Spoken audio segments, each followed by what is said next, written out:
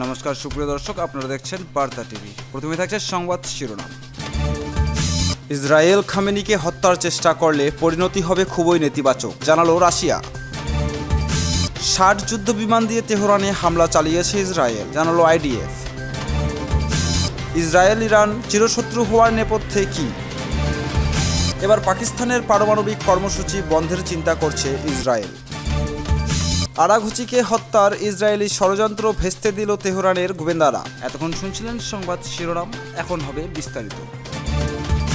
Israel খামেনিকে হত্যার চেষ্টা করলে পরিণতি হবে খুবই নেতিবাচক, জানালো রাশিয়া। ইরানের সর্বোচ্চ নেতা আয়াতুল্লাহ আলী খামেনিকে হত্যার পরিকল্পনা করলে তা প্যান্ডোরার বক্স খুলে দেওয়ার শামিল হবে বলে সতর্ক করেছেন রাশিয়ার প্রেসিডেন্টের মুখপাত্র দিমিত্রি পেসকভ। শুক্রবার সকালে স্কাই নিউজকে দেওয়া এক সাক্ষাৎকারে ক্রেমলিনের মুখপাত্র বলেন, যদি যুক্তরাষ্ট্রের সহায়তায় ইসরায়েল খামেনিকে হত্যার চেষ্টা করে তাহলে রাশিয়ার প্রতিক্রিয়া হবে খুবই নেতিবাচক। আমরা দৃঢ়ভাবে এর বিরোধিতা করব। তিনি আরও বলেন, এটি ইরানের ভেতরে চরমপন্থার উত্থান ঘটাবে ও বিশৃঙ্খলা তৈরি করবে। যারা খামেনিকে হত্যার কথা বলছে তাদের ভেবে দেখা উচিত এর ফলাফল কত ভয়াবহ হতে পারে। পেসকভ স্পষ্ট করে জানিয়েছেন, ইরানের সরকার পরিবর্তন হবে, এটি একেবারেই অকল্পনীয়। এ বিষয়ে আলোচনা করাটাও অগ্রহণযোগ্য। এই মন্তব্যগুলো রাশিয়ার পক্ষে ইরান ইসরায়েল চলমান সংঘাত সম্পর্ককে এখনো পর্যন্ত দেওয়া সবচেয়ে শক্ত প্রতিক্রিয়া বলেই বিবেচনা করা হচ্ছে। রাশিয়া ও ইরানের মধ্যে দীর্ঘদিনের কূটনৈতিক ও সামরিক সম্পর্ক রয়েছে। বিশেষ করে ইউক্রেনের রাশিয়ার অগ্রাসনের পর এই সম্পর্ক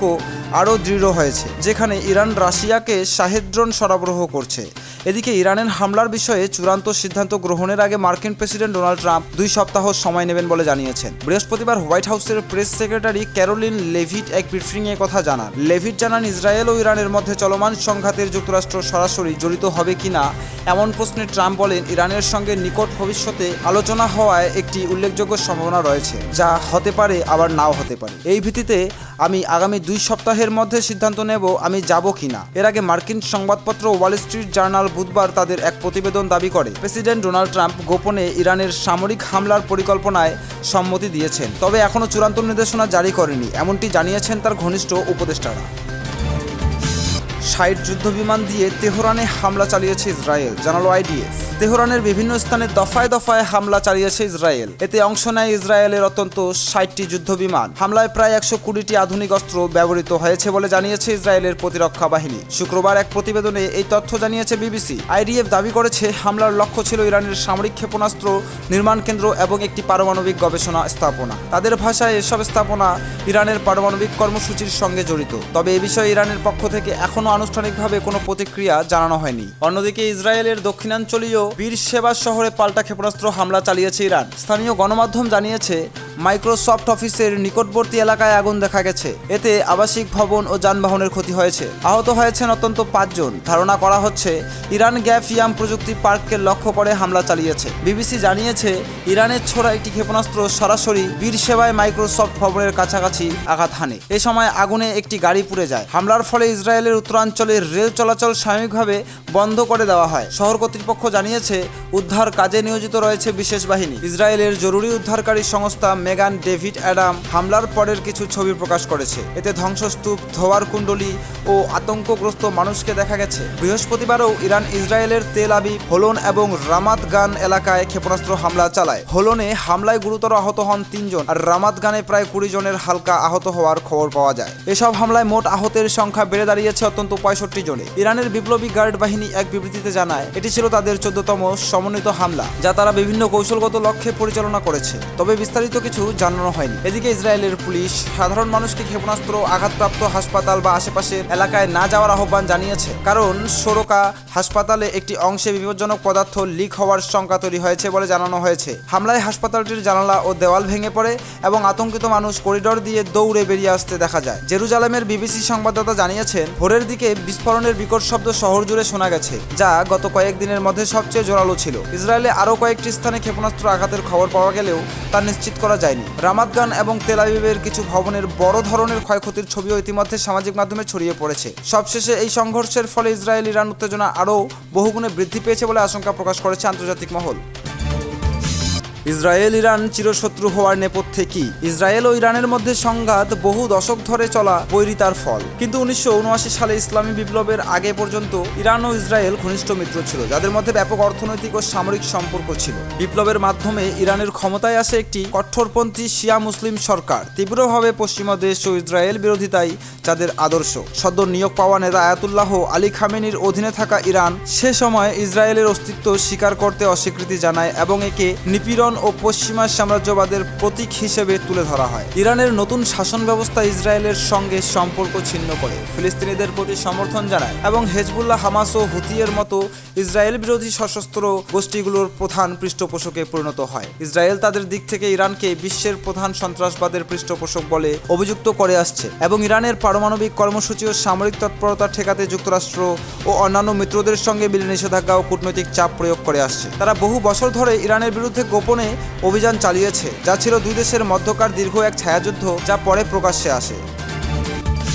এবার পাকিস্তানের পারমাণবিক কর্মসূচির বন্ধের চিন্তা করছে ইসরায়েল। ইরানের পর এবার পাকিস্তানের পারমাণবিক কর্মসূচি নিয়ে হুমকি দিয়েছেন ইসরায়েলের সাবেক উপপ্রতিরক্ষা মন্ত্রী ও লেবার পার্টির কেন্দ্রীয় কমিটির প্রভাবশালী নেতা মেইর মাসরি। আরবি ও উর্দু ভাষায় এক্সে দেওয়া এক পোস্টে মাসরি বলেন, ইরানের পর এবার আমরা পাকিস্তানের পারমাণবিক কর্মসূচি বন্ধের চিন্তা করছি। মাসরির মন্তব্যের পর সামাজিক যোগাযোগ মাধ্যমে ব্যাপক প্রতিক্রিয়া দেখা যায়। অনেকেই পাকিস্তানের পক্ষ নিয়ে তার বক্তব্যের নিন্দা জানান। বর্তমানে সরকারি কোনো পদে না থাকলেও ইসরায়েল রাজনীতি ও কৌশল নির্ধারকদের মধ্যে প্রভাবশালী হিসেবে বিবেচিত হয়ে থাকেন মাসরি, বিশেষত লেবার পার্টির জ্যেষ্ঠ সদস্য হিসেবে। পোস্টে মাসরি আরও লেখেন, পাকিস্তান ইরান থেকে দূরে নয়, এতটুকু বুঝলেই যথেষ্ট। তার এই হুমকির পরপরই সামাজিক যোগাযোগ মাধ্যমে তীব্র প্রতিক্রিয়া শুরু হয়। অনেকে পাকিস্তানের পক্ষে দাঁড়িয়ে মাসরির বক্তব্যের নিন্দা জানান। ব্যবহারকারীরা মন্তব্য করেন, এ ধরনের উস্কানিমূলক হুমকি পাকিস্তানিদের মনোবল আরও দৃঢ় করবে। কেউ কেউ মনে করিয়ে দিয়েছেন, পাকিস্তানের পারমাণবিক সক্ষমতা ও এর সংযত ব্যবহার বিশ্বের স্বীকৃত। এদিকে আঞ্চলিক উত্তেজনা চলার মধ্যে গত সোমবার পাকিস্তানের উপপ্রধানমন্ত্রী ও পররাষ্ট্রমন্ত্রী ইশোহাক দার ইসরায়েলকে করা হুঁশিয়ারি দিয়েছেন। ইশোহাক দার বলেন, ইসরায়েলের জন্য আমাদের বার্তা স্পষ্ট, পাকিস্তানের দিকে তাকানোর সাহস করো না। তিনি আরও বলেন, পাকিস্তান সর্বোচ্চ সতর্ক অবস্থায় আছে এবং যে কোনো আগ্রাসনের জবাব দিতে প্রস্তুত ও সক্ষম। ইশোহাক দার স্মরণ করিয়ে দেন, ভারতের সঙ্গে উত্তেজনার সময় পুরো জাতি যেভাবে ঐক্যবদ্ধ ছিল, সেইভাবেই সার্বভৌমত্ব রক্ষায় এখনো সবাই একযোগে প্রস্তুত থাকবো। এরই মধ্যে সামাজিক যোগাযোগ মাধ্যমে গুজব ছড়ায় যে ইরানে হামলা হলে পাকিস্তান ইসরায়েলের ওপর পারমাণবিক হামলা চালাতে পারে। তবে এসব গুজব সরাসরি অস্বীকার করেছে পাকিস্তান সরকার।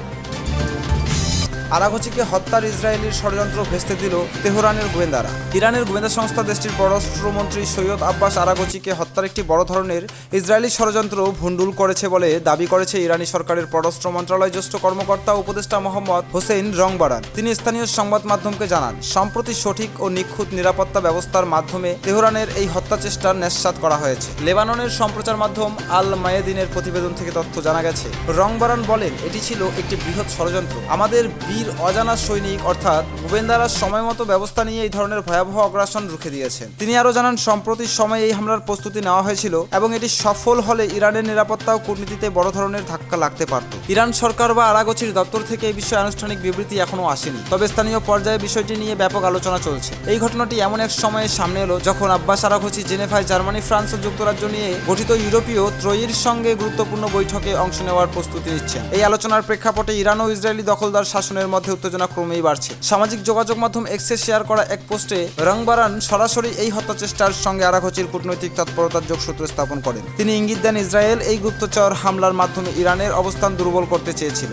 রংবারান বলেন, এই হুমকি বাস্তব ও গুরুতর। তার মতে এই ষড়যন্ত্র আঞ্চলিক সংকটের গভীরতা এবং আরাঘচির কূটনৈতিক ভূমিকাকে প্রতীকী দিক থেকেও আরও তাৎপর্যপূর্ণ করে তোলে। নিজ বক্তব্যে রংবারান আরাঘচিকে কেবল অভিজ্ঞ কূটনীতিক হিসেবেই নয়, বরং ইসলামী প্রজাতন্ত্রের একনিষ্ঠ কর্মী হিসেবেও তুলে ধরেন। তিনি বলেন, আরাঘচি নিজেকে কেবল এক কূটনীতিক হিসেবে দেখেন না, বরং তিনি নিজেকে মাতৃভূমির একজন সৈনিক মনে করেন। তিনি প্রয়াত কুদস ফোর্সের কমান্ডার শহীদ জেনারেল কাসেম সোলাইমানির সঙ্গে আরাঘচির অবস্থানকে তুলনা করে বলেন, তিনি শহীদ হওয়ার বাসনা পোষণ করেন সেই পথে। রংবারান তার বক্তব্যের শেষে দেশের জনগণকে আহ্বান জানান যাতে তারা আরাঘচি ও তার সহকর্মীদের পাশে দাঁড়ায় এবং আন্তর্জাতিক পরিসরে ইরানের সার্বভৌমত্ব ও অধিকার রক্ষার প্রচেষ্টায় তাদের সমর্থন জানায়। এদিকে ইরান সতর্ক করে বলেছে, দেশটির গুরুত্বপূর্ণ প্রতিষ্ঠান ও নেতাদের লক্ষ্য করে ইসরায়েলি গোয়েন্দা তৎপরতা বাড়ছে। এই অবস্থায় উচ্চপদস্থ ইরানি কর্মকর্তাদের নিরাপত্তা জোরদার করা হয়েছে। পারমাণবিক ইস্যুতে এক সময়কার শীর্ষ আলোচক আরাঘচি এখন পশ্চিমা কূটনীতিতে অভিজ্ঞ এক মুখ এবং ওয়াশিংটন ও তেল আবিবের চাপে ইরানের অবস্থান তুলে ধরার অন্যতম ব্যক্তিত্ব তিনি।